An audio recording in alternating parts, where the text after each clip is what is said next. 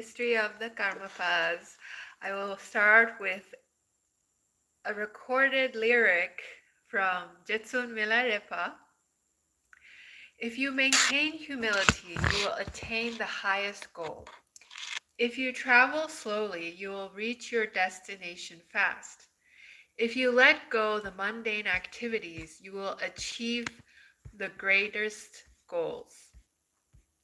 If you follow the sacred paths, you will enjoy the shortcuts. If you realize emptiness, compassion will arise in you. If you have compassion, there will be no distinctions of self and others. If there are no distinctions of self and others, you will be able to serve others. If you serve beings, you will meet me. If you meet me, you attain Buddhahood. Pray to me, the Buddhas and the disciples, as if they are one. Long live His Holiness, the Dalai Lama. For days, the sky and earth around Chuar kept being filled with colorful rainbow lights, divine visions, sweet aromas, and soothing music. Some of Milarepa's students received sacred transmissions in pure visions, and many were immersed in meditative experience. So let us now begin the biography of the fifth Karmapa, Deshin Shikpa. Throughout the history of the lineage, Deshin Shikpa was the only Karmapa to meet an ethnic Han Chinese emperor. The fifth Karmapa lived during the period when the Ming dynasty ascended to the Chinese throne, and he was invited to the court of the Yongle emperor in Nanjing, the very emperor who would later build the Forbidden City in Beijing. Deeply impressed by Deshin Shikpa's display of miracles, Yongle presented him with a black crown that was a replica of the one that the Dakinis had offered to the first Karmapa. This is how the famous black crown ceremony came into being. His diplomatic talents brought him success in maintaining peace and harmony between the two countries and allowed Tibet to preserve its independence. So, as some of you may know, Nanjing is south of Beijing because its name means southern capital and Beijing means northern capital. And unfortunately, in the 1940s, there was a great massacre committed by the Japanese army in Nanjing. So, around like millions of people died. It is not very well known in the histories of genocides, but I should mention this because you guys might not know about the reason why Nanjing is kind of eclipsed in general history, either in Chinese languages or English languages. And one reason is that there was a great genocide. Yeah, so we offer the wisdom of the Buddha to the victims who suffered greatly in these tumultuous events. I bow before all the Buddhas. Deshin Shikpa was born during the summer of the Wood Rat year 1384 into a family of yogis originally from Elanyang in the Nyangpo region, the eastern part of Kungpo in southern Tibet. It is said that his parents and their intimates heard him reciting the six-syllable mantra Om Mani Padme Hum and the Sanskrit alphabet while he was still in the womb. His mother had a number of signs in dreams, such as a heavenly path made of rainbows, the arrival of the Karmapa's retinue in their region, and downpours of flowers. She also dreamt of very pleasant fragrances. Shortly after his birth, he sat up alone and announced, I bow before all the Buddhas. I am Karma Pakshi Om Mani Padme Hum. The particular circumstances that surrounded the child's birth were quickly made known. When he was 2 months old, he was presented to an important scholar named Golompa. The boy's great joy upon seeing him surprised those present, so much did he seem to recognize the master. At age 2, the child was taken to Newo, where an important delegation of monks traveling with tents and provisions came to meet him. It is said that many observers took note of the child's clairvoyance. He also performed miracles such as leaving his footprints in a rock near a river. Rinchen had been a personal secretary to the third and fourth Karmapas. When he heard about Deshi Shekpa, he wished to meet him. Convinced that he was in the presence of the Karmapa, the old secretary took the child to one of the monasteries of the region in Sawapu. At the age of 4, the child was presented to the second Shamarpa,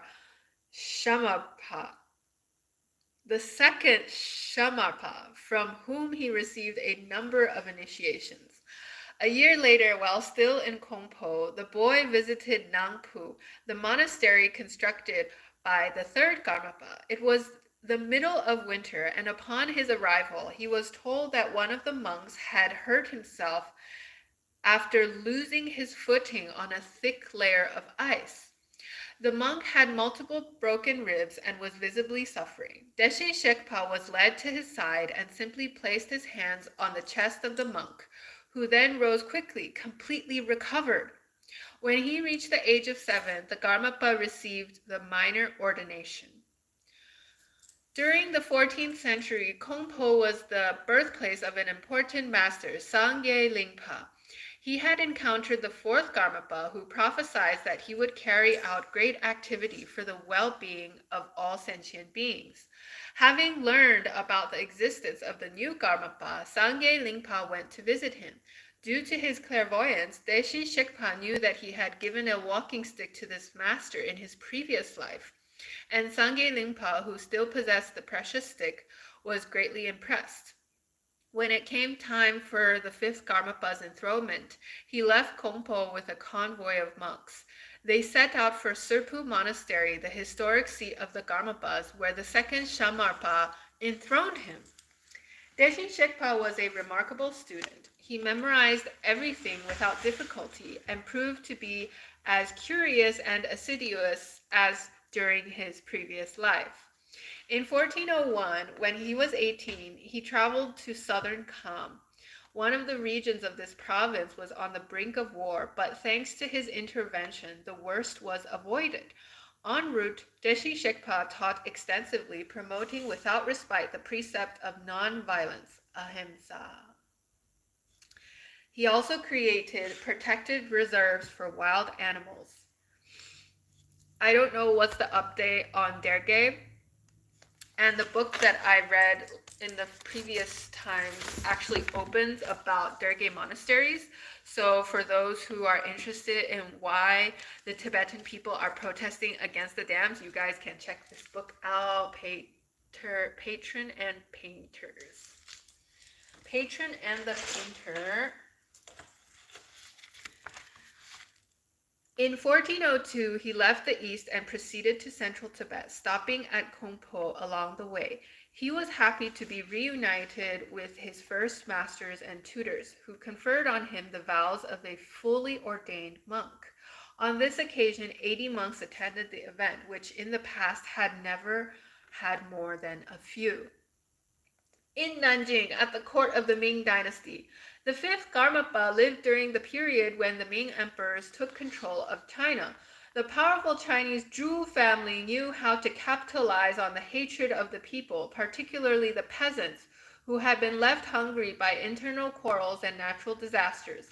The ongoing hardships led to rebellion against the Mongol Yuan dynasty that had been ruling China for nearly 2 centuries. The Chinese finally succeeded in driving the Mongols back to the steppes. The leader of this rebellion was Zhu Yuanzhang, who in 1368 proclaimed himself the emperor of the new dynasty. The Ming, or light. So if you look it up, Ming is like a sun plus a moon character. First you write the sun on the left, then you write the moon on the right, and then that becomes Ming. He established the new capital in Nanjing in the east of China, where he constructed a magnificent palace. The dynasty survived through 16 successive emperors. The third emperor, Yongle, known today for having constructed the Forbidden City in Beijing, learned of the fifth Karmapa and became interested in meeting him. In 1405, Yongle invited Deshing Shekpa to join him in Nanjing.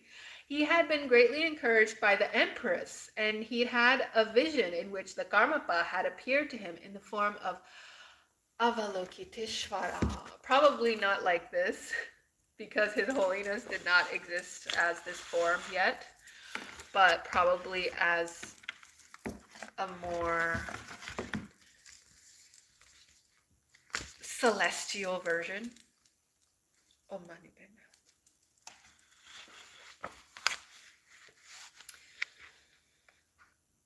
The imperial letter stated that the emperor requested the Karmapa to honor China with his presence, which would be greatly beneficial to its people and to himself, and that he was sending as a sign of respect a large ingot of silver, 150 silver coins, 20 rolls of silk, a block of sandalwood, 150 bricks of tea, and 10 pounds of incense.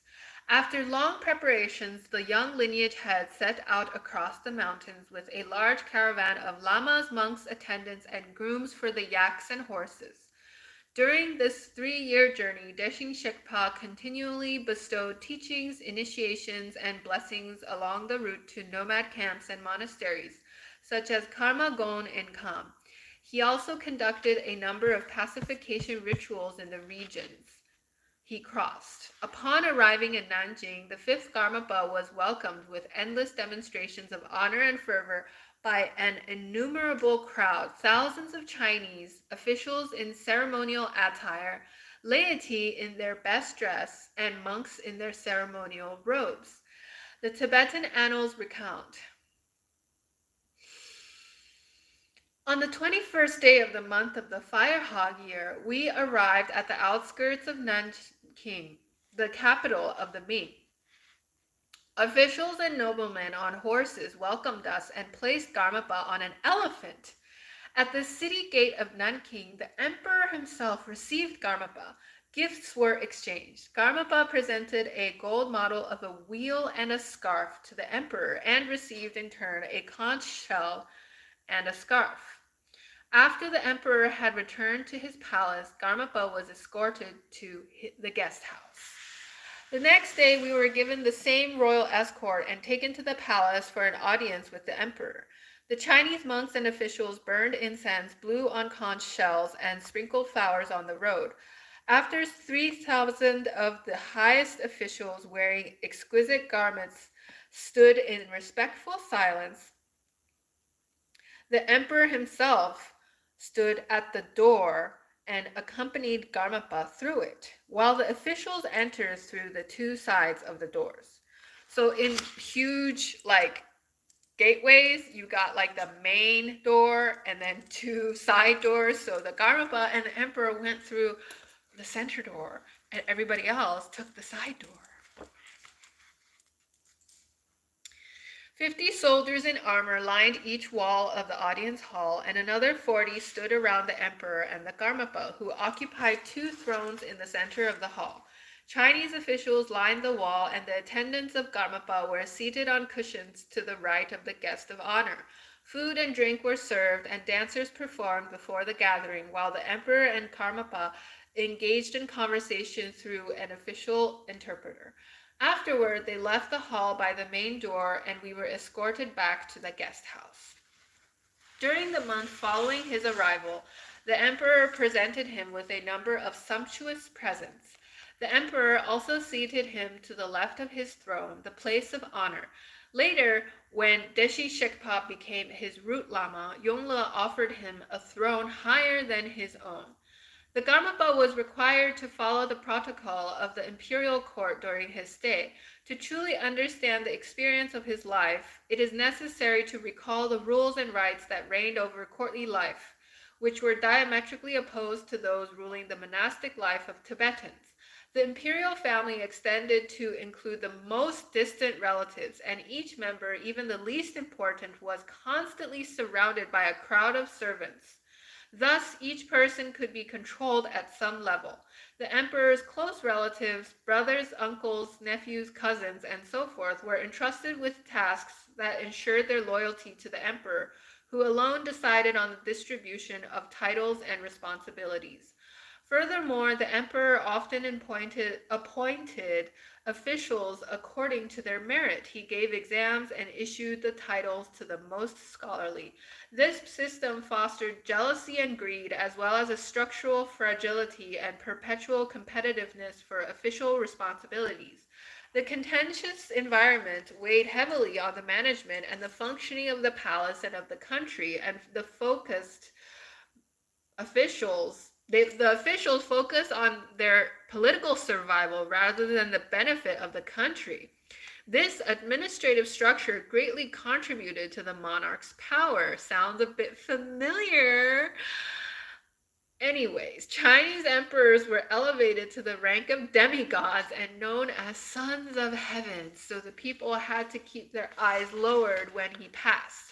The emperors were also credited with numerous talents, such as power over the weather, and they were expected to suppress the floods and storms that regularly ravaged the country and caused widespread famine.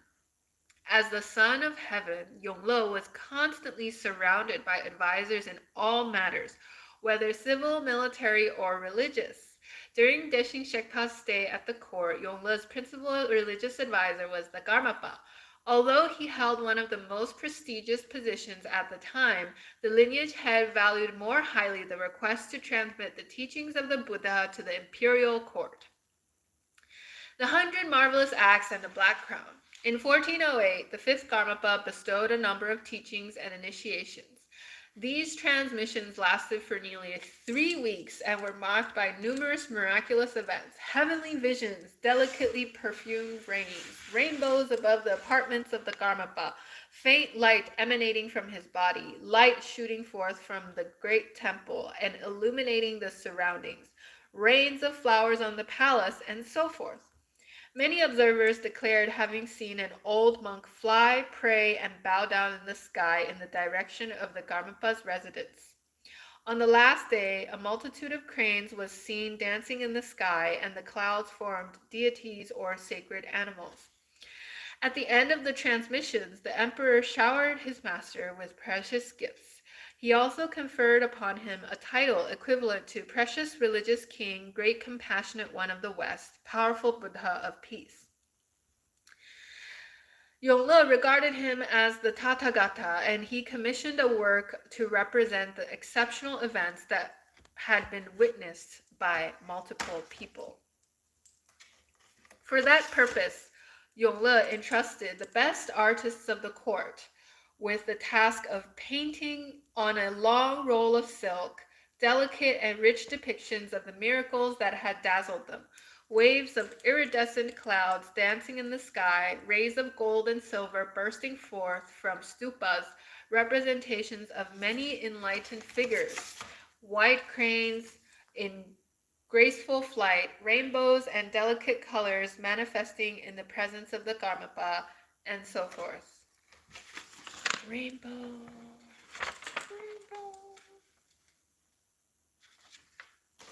The emperor drafted commentaries of the work in calligraphy on a scroll with Tibetan, Mongolian, Uyghur, and Turkish translations. It was called the Great Scroll representing the 100 Marvelous Acts. One day, the emperor had a vision of the Vajra crown floating above the head of the Karmapa as he conducted a ritual. Yongle then had an exact replica of the crown made and offered it to Deshin Shekpa, requesting that he wear this jewel-studded black crown during particular ceremonies for everyone to see. Subsequently, this crown, called the crown that liberates when seen, Usha Tongdro, would be worn by each incarnation of the Karmapa. Peace and harmony. During his time at the court, the fifth Karmapa visited the many monasteries of the sacred mountains of Wu Taisha, as his previous incarnations had done. He also went to Mongolia, Western Xia, also Minyak, Yunnan, and bestowed the refuge ceremony on a number of occasions. Sources tell us that upon his return, the Karmapa had an important audience with the emperor. Yongle was opposed to the division of Buddhism into many sects and preferred to gather them into one single school, that of the Karma Gagyu. Encouraged by his ministers, the emperor was ready to use force to achieve this goal. The Karmapa argued that people should have the freedom to find the types of teachings that best suited them in the lineage of their choice, and that these differences were in reality nothing but multiple facets of the same tradition. He added, one sect cannot bring order to the lives of all types of people. It is not beneficial to think of merging all sects into one. Each individual sect is especially constituted so as to accomplish a particular aspect of good activity. So please do not send your army. Despite the insistence, the emperor finally recognized the wisdom of his master's arguments. Shortly after, a Chinese ambassador on a mission in central Tibet was killed by bandits near Drigung Monastery. Not wanting to let this affront go unpunished, the emperor decided to go on a punitive expedition. There again, Karmapa reminded Yongle of the importance of nonviolence in resolving conflicts. The fact that for the 3 centuries of Ming rule over China, Tibet was able to pursue its secular and religious affairs free of any external interference was a lasting contribution of Deshi Shekpa. The Karmapa had with him a remarkable disciple who particularly impressed Yongle.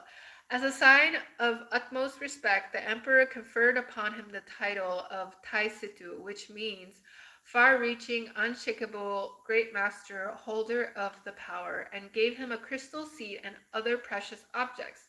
This is how the Tai Situpa lineage started.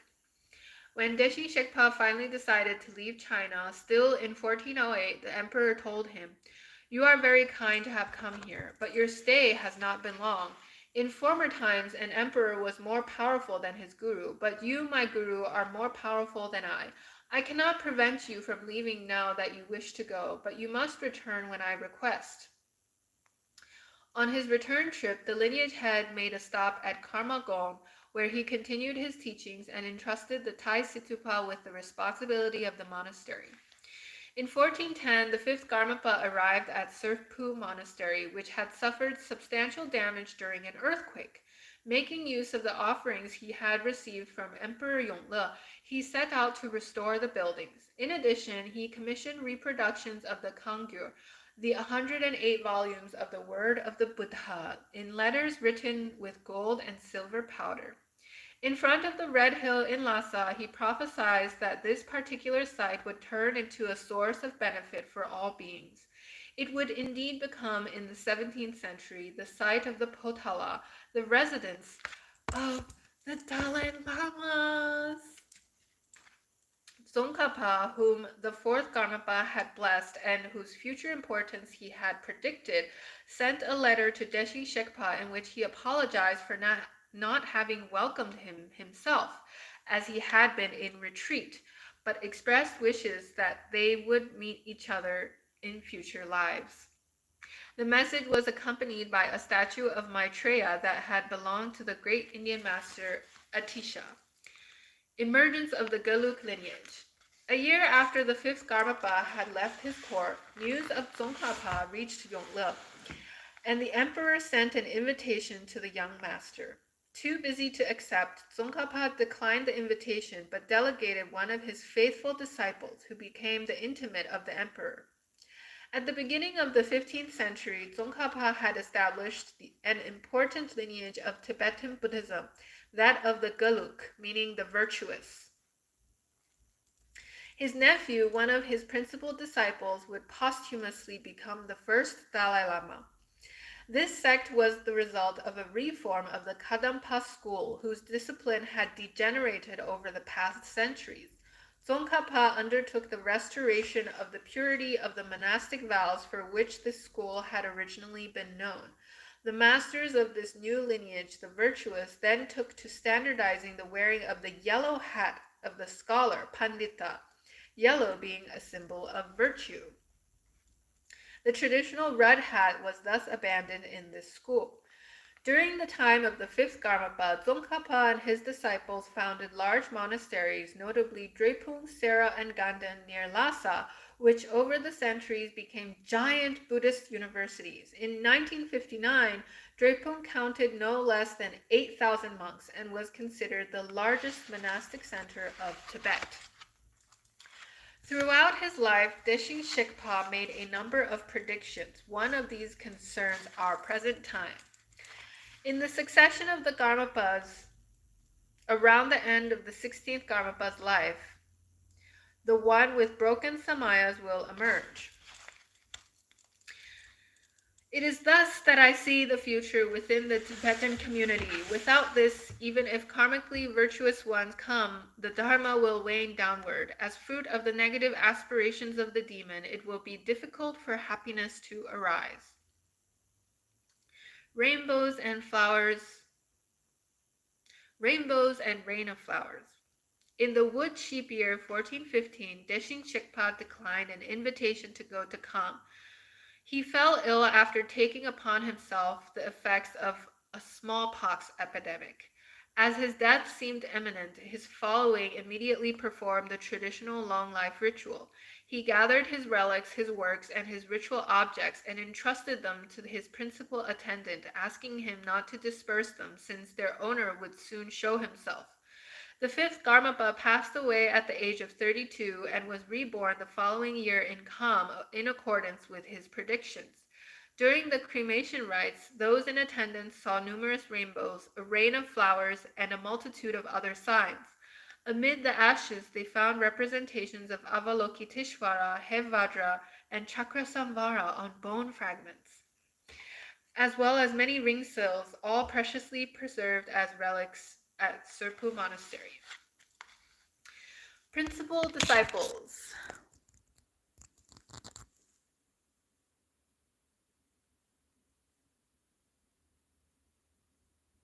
Thanks for watching, guys. Long live Taisitupa. And hope to see you next time for the biography of the sixth Karmapa, Tongwa Donten, the meaningful to behold.